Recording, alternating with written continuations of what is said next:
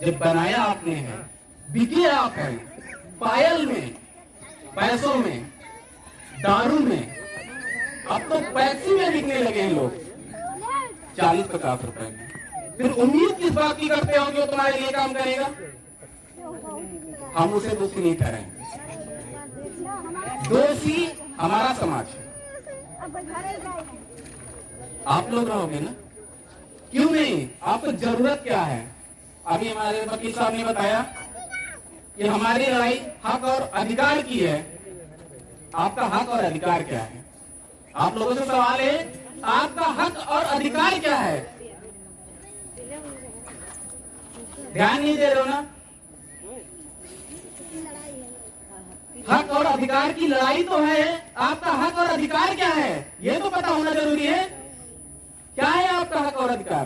बताओ, जिसकी लड़ाई लड़ रहे हैं हमारा क्या क्या चीज बना? हम तो लड़ रहे हैं, आज से 3 साल हुआ, ज्यादा नहीं हुआ,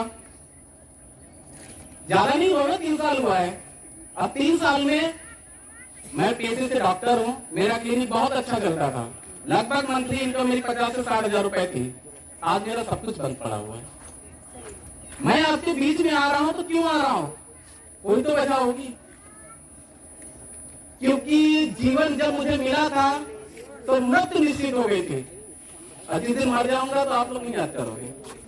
मैंने भी सोच लिया कुछ ऐसा करके जाऊंगा कि जिस दिन मेरी मौत हो तो आपकी आंखों में आंसू हो। कुछ ऐसा करके जाऊंगा मैं। तो आपका हक और अधिकार, सबसे पहला हक जो है आपकी शिक्षा।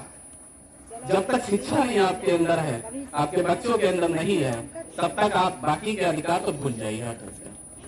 जब आपको अपने हक अधिकार ही नहीं पता है, लड़ने निकल चले, लड़ने निकल चले गए, हथियार भूले, क्या कर लोगे?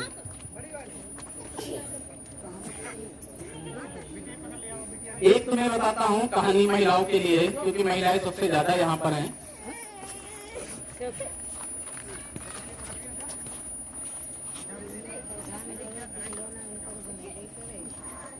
महिलाओं पे अत्याचार कितना हुआ पता है किसी को?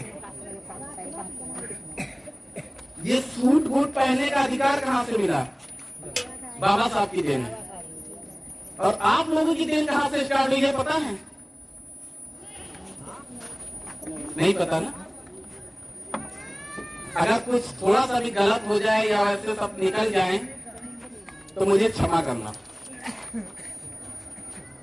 आपको ऊपर का हक ढकने का नहीं था। दक्षिण भारत में त्रावणकोर में हमारी छोटी जाति की महिलाओं को ऊपर का हक नहीं था ढकने को। अगर ढकती तो उन्हें कर देना होता था। कर माने टैक्स, टैक्स माने पैसा या कुछ भी दो देना होता था। अगर धोखे से ढक लिया। उसी बीच में एक महिला थी नगेली देवी, उसी बीच में एक महिला थी नगेली देवी, जानते हैं आप लोग? नहीं। उन्होंने निर्णय लिया कि ये प्रथा मैं नहीं चलने दूंगी, मैं अपने स्तंभ को ढक के चलूंगी। एक अकेली महिला ने निर्णय लिया और वो अपने पूरे कपड़े पहनकर निकलने लगी। यह बात त्रावणकोर के राजा तक पहुंची और उन्होंने अपने टैक्स अधिकारी से कहा कि छोटी जात की महिला की इतनी औकात हो गई कि वो अपने स्तर को ढककर चलने लगी। ध्यान से बात पर बाद में पानी पिला देना, या तो मैं कोई जरूरत नहीं बताने की है। क्या जरूरत अभी है? मुझे प्यासे नहीं रह सकते एक दिन क्या? मुझे मजबूरी पड़ गया पीना, मैं तो सुबह से पिया हूँ। ठीक है, अगर पीना हो तो थोड़ा रुक जाए, आराम से पी लो आप लोग। गलती आप लोगों ने बीच में वो लोग करा के, ठीक है? जब आप समझोगे नहीं तो जागोगे क्या? हम तो रख के चले जाएंगे, कल फिर अपने घर में वही करोगे। त्रावण को राजा ने क्या कहा अपने टैक्स अधिकारी से कि जाओ उस महिला से कर वसूल के लाओ। तो वो अधिकारी नगेली देवी के घर गया और बोला कि मुझे टैक्स दो। आपने अपने सर को ढका था, लेकिन उस देवी के पास कुछ नहीं था। छोटी जात की महिला थी, क्या होगा उसके पास? आज तो थोड़ा बहुत सक्षम आप लोग दे भी सकते हो, लेकिन उस समय कुछ नहीं था। तो क्या किया उस समय मालूम है?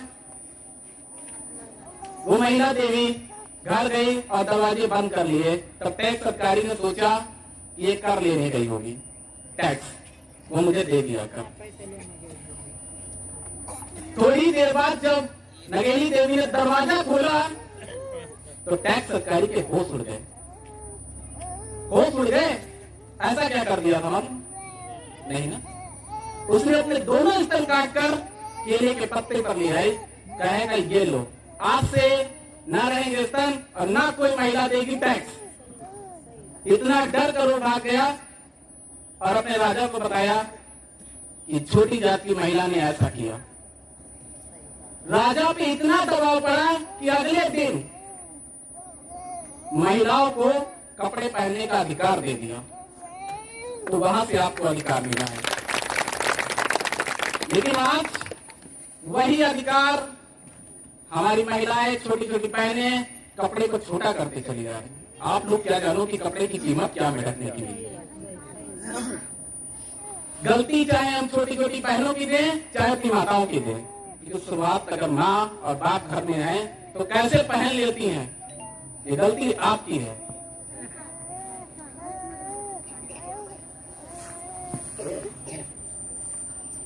तो ये बताओ, सबसे पहले यहाँ पर ईश्वर को कौन मानता है?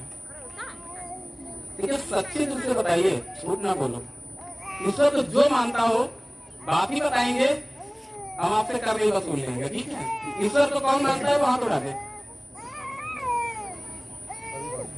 सभी लोग मानते हो इसलिए हाथ नहीं उठा रहे। मानते हो तो उठाओ, मैं कुछ बताऊंगा आपको। सब लोग मानते हो, एक बार हाथ उठा दो, वरना बाद में कहेंगे हम नहीं मानते हैं। फिर मत कहना कि हम नहीं मानते हैं। ईश्वर को सब मानते हैं ना, सब लोग? चलो ठीक है, ईश्वर पे बहुत ही आस्था आपकी है, बहुत अच्छी बात है। अगर आपके घर में चोरी हो जाए तो क्या करेंगे? क्या करेंगी?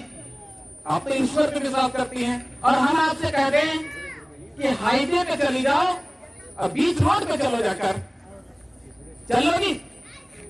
चलोगी? क्यों नहीं? आप ईश्वर को मानती हो और ये भी मानती हो ईश्वर से ही सब कुछ होता है, कि उसके बगैर एक पत्ता भी नहीं होता है। सही है? उसके बगैर पत्ता भी नहीं होता है। ये मानते हैं आप लोग? मानते या नहीं मानते? हाँ या ना का जवाब तो दो। मानते हो ना? तो मैंने कहा ना हाईवे पे चली जाओ, चलो। क्यों डरोगी? जब उसके बगैर पत्ता नहीं होता है तो कौन सी गाड़ी तुम्हें रोक देगी? जब आपके अंदर ईश्वर की आस्था है। आपके घर में चोरी होती है तो थाने क्यों जाते हो? वही मंदिर में चलेगा दिला देंगे, क्यों नहीं? फिर ये आस्था भी निकाल दो अपने दिल से। ये आस्था अपने दिल से, दिमाग से बिल्कुल निकाल दो, तब आप बहुजन कहलाएंगे। जब तक आप लोग नहीं निकालोगे तो हमारी क्या औकात है कुछ करने कि? सबसे बड़ी ताकत जो महिलाओं के अंदर होती है। जिस दिन आप लोगों ने दिखा दिया कि हम बहुजन समाज की बेटी हैं, हम बाबा साहब को मानते हैं, हम किसी ईश्वर पर विश्वास नहीं करते, हम ऐसी कोई भी काल्पनिक घटनाओं पर विश्वास नहीं करते हैं। कैसे मानती है? अभी तो आप तो कह रहे ना ईश्वर को भी मानते हैं, सबको मानते हैं। देखिए, जब आज के घर में चोरी होगी तो एक ही सहारा लोगे संविधान का, एक ही सहारा लोगे संविधान का, क्योंकि न्याय तुम्हें मिलेगा संविधान से, कोई ईश्वर से नहीं मिलने वाला। बात सही है? जब आपके घर में कोई अत्याचार होगा तो किसका सहारा लोगे? संविधान का। तो आपसे तो कोई ईश्वर को नहीं मानेगा।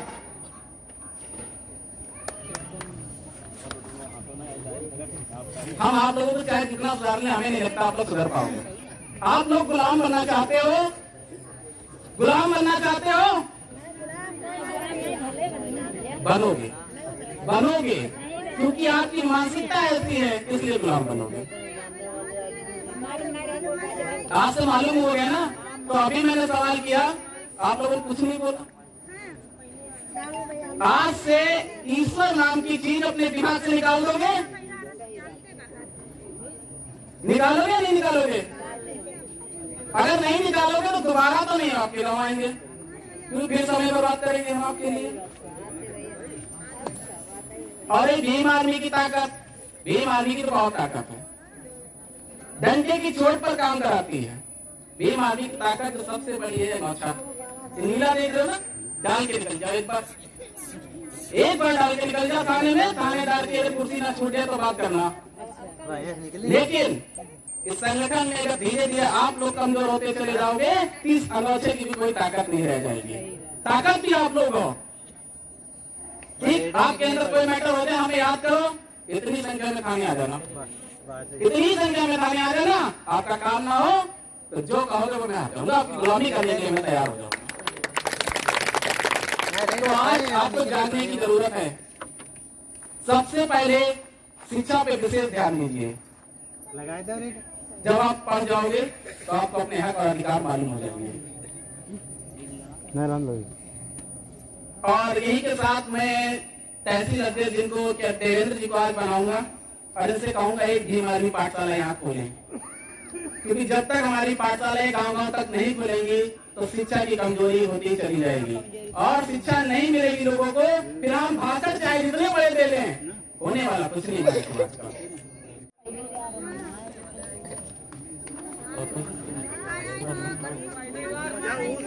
समय कम है, इसके बाद और भी प्रवक्ता बैठे हुए हैं, वो अपनी बात को रखे आकर वकील साहब बताएंगे कौन है इसके बाद।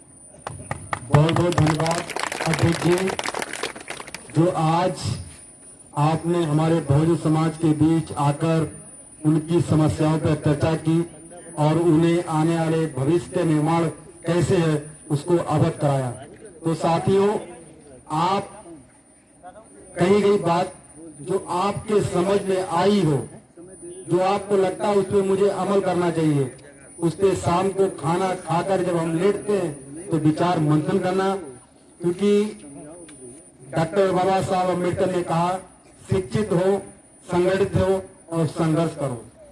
अगर आप जिस प्रकार इमरान खान जी ने कहा था कि शिक्षा वो शेरनी का दूध है जो पिएगा दहाड़ेगा, जैसे कि इतने सभी लोग अगर ग्रेजुएट होंगे, बीए पास होंगे या बीएससी होंगे, उसको ग्रेजुएट कहते हैं, तो आप लोगों को लगेगा कि हम ग्रेजुएट हैं, हमारे पास रोजगार नहीं है, तो आप सरकार से जिलाधिकारी के यहाँ जाएंगे, धरना देंगे कि मुझे रोजगार चाहिए। तो साथियों, अगर आप पढ़े लिख जाएंगे तो सरकार से सवाल जवाब करेंगे, अपना हक और अधिकार मांगेंगे। तो साथियों, संत गाडगे बाबा साहब जो धोबी समाज में जन्मे, उन्होंने कहा कि अगर आप यहाँ गरीबी है और बच्चों को पढ़ाने के लिए पैसे नहीं है, अगर बर्तन बेचने पड़े और खाना हथेली पे रखकर खाना पड़े तो खा लेना, लेकिन अपने बच्चे को जरूर पढ़ाना। तो साथियों, ऐसा नहीं कि हम ये पैंट शर्ट पहने हैं और वकील है तो घर से सक्षम होंगे। हमारे पुरखों ने गुलामी की और मजदूरी कर कर मुझे पढ़ाया, आज मैं कचहरी में वकील हूँ। किसकी बदौलत? शिक्षा की बदौलत। आपके 4 बच्चे हैं, अगर 4 बच्चों को पढ़ाने के लिए पैसा नहीं है, एक बच्चे को पढ़ा दीजिए, आपका भविष्य बदल जाए। तो साथियों, इसी क्रम में हमारे बीच ओम प्रकाश जी, जो लगातार बसपा के 4 कार्यकाल में साथी समाज को जागरूक करते चले आए और विचारधारा की लड़ाई में आज वो बसपा के साथ नहीं खड़े हैं। आजाद समाज पार्टी भीम आर्मी की विचारधारा से खड़े। उन्हें लगा कि आजाद समाज पार्टी और भीम आर्मी, जो इसके मुखिया चंद्रशेखर आजाद एडवोकेट है, हमारे समाज का वास्तविक नेता जो समाज का भला कर सकता है, उनके साथ आज खड़े हैं। ओम प्रकाश जी आए, अपनी बात को रखें। ओम प्रकाश जी।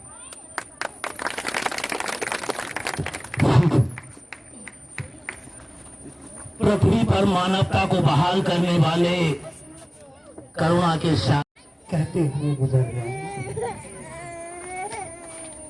सभी वक्ताओं ने कहा शिक्षा पर ध्यान दीजिए।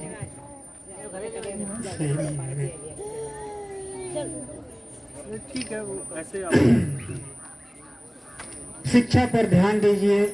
शिक्षा क्या है?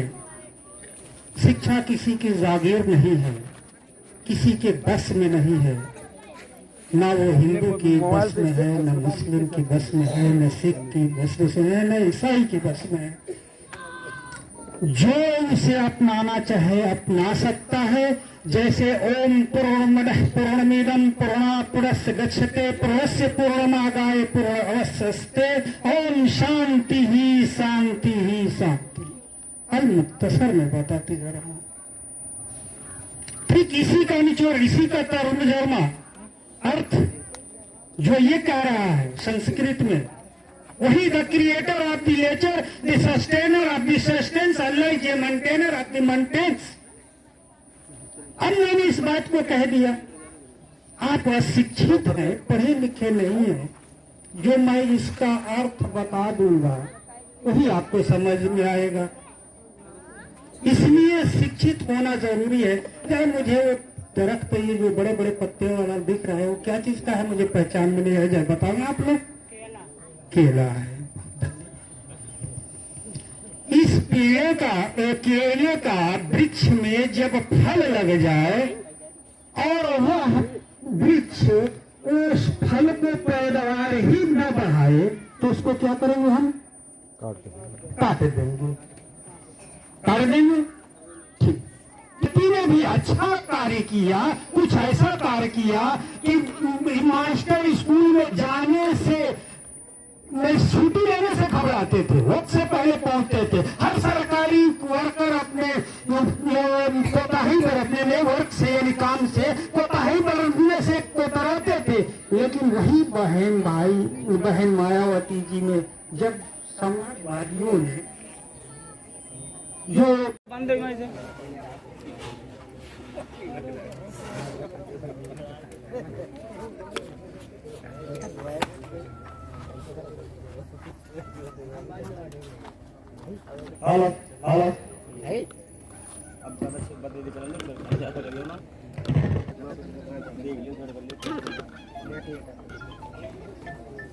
जी और मैं सभी साथियों का नाम नहीं जानता हूं, मैं ऐसे ही उनका सबका नंदन और अभिनंदन करता हूं। हमारे कांता प्रसाद, प्रमोद भैया, राकेश, यानी तमाम लोग हमारे इस गांव के, इन्होंने हमारा साथ देकर के आज इस मीटिंग का आयोजन कराया। मैं उनके लिए एक बात चाहता हूं, मैं अपनी टीम से, ड्रीम आर्मी की टीम से, मैं हमारे गांव के गुरजाल हैं, गुरजाल आए और भगवान बुद्ध और बाबा साहब पे पुष्प अर्पित करें।